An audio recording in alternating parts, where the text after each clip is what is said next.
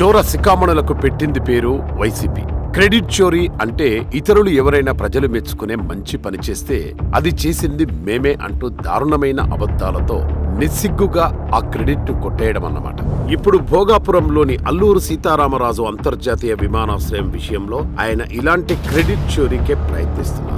భోగాపురం అంతర్జాతీయ విమానాశ్రయానికి అంకురార్పణ చేసిన ఘనత పూర్తిగా ముఖ్యమంత్రి చంద్రబాబు గారిదే. ఒకసారి గతంలోకి వెళితే 2015 ఫిబ్రవరి 19న బెంగళూరులో జరిగిన ఇంటర్నేషనల్ ఎయిర్ షో వేదికగా చంద్రబాబు గారు మాట్లాడుతూ తాము భోగాపురంలో అంతర్జాతీయ విమానాశ్రయాన్ని ఏర్పాటు చేయనున్నట్లు అధికారికంగా ప్రకటించారు.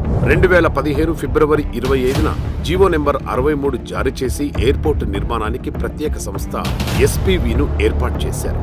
2015 అక్టోబర్ 7న జీవో నెంబర్ 20 జారీ చేసి చైర్మన్ సహా కీలక అధికారులను నియమించారు. అక్టోబర్ 14న భోగాపురం ఇంటర్నేషనల్ ఎయిర్పోర్ట్ కార్పొరేషన్ ఎండీగా డాక్టర్ ఎం వెంకటేశ్వర్లను నియమించారు.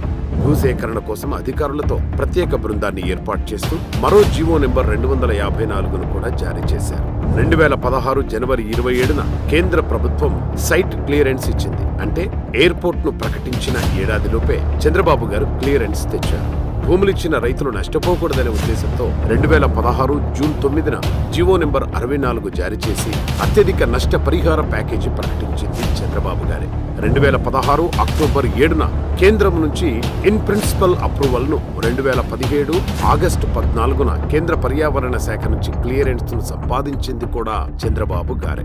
జూన్ 2018లో airport, aerotropolis, aviation training institute మరియు ఎంఆర్ఓ సౌకర్యాలతో కూడిన ఇంటిగ్రేటెడ్ ఎయిర్పోర్ట్ నిర్మాణానికి టెండర్లు పిలిచారు. 2019 ఫిబ్రవరిలో చంద్రబాబు గారు ఎయిర్పోర్ట్ కు శంకుస్థాపన చేసే నాటికి 2502 ఎకరాల భూసేకరణ కూడా జరిగింది. చంద్రబాబు గారు ఇవన్నీ చేస్తుంటే ఆనాడు ప్రతిపక్షంలో ఉన్న జగన్ ఏమన్నాడో కూడా గుర్తు చేసుకున్నాం. కోర్టులో కేసులు వేసినా కూడా గట్టిగా దీన్ని ఆపే కార్యక్రమం చేద్దాం. విశాఖపట్నం ఎయిర్పోర్ట్ బాగా ఉన్నదాన్ని వదిలేసి వేరే చోటికి పోయి ఎయిర్పోర్ట్ పేరిట అక్వైర్ చేయాలి అని చెప్పి దిక్కుమాలిన ఆలోచన చేయడం, రైతులు కడుపు కొట్టడం నిజంగా ఎంత మటుకు ధర్మం అని అడుగుతా ఉన్నా. భోగాపురం అన్నది భీమిలీ నుంచి 5 కిలోమీటర్ల దూరంలో భోగాపురం ఉంది. విశాఖపట్నం నుంచి 25 కిలోమీటర్ల దూరంలో ఉంది. ఎర్ర బస్సు కూడా రాని ఈ గ్రామానికి ఎయిర్పోర్ట్ ఎందుకు సార్ అని అడుగుతా ఉంది నర్సయ్యమ్మ.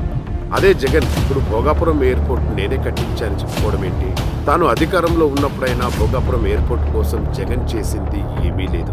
కూటమి అధికారంలోకి వచ్చాక 200 ఎకరాల భూమిని వివాదాల నుండి విడిపించారు. 500 ఎకరాల భూమిని కేటాయించిన ఏవియేషన్ హబ్ ఏర్పాటుకు ఒప్పందం చేసుకున్నారు. నారా లోకేష్ గారి చొరవతో జిఎంఆర్ మాన్సాస్ ఏవియేషన్ ఎడ్యుసిటీ కూడా ఇక్కడ ఏర్పాటవుతుంది. దీనికి మాన్సాస్ ట్రస్ట్ ద్వారా దాదాపు 150 ఎకరాల భూమిని ఉచితంగా ఇస్తున్నారు గోవా గవర్నర్ అశోక్ గజపతిరాజు.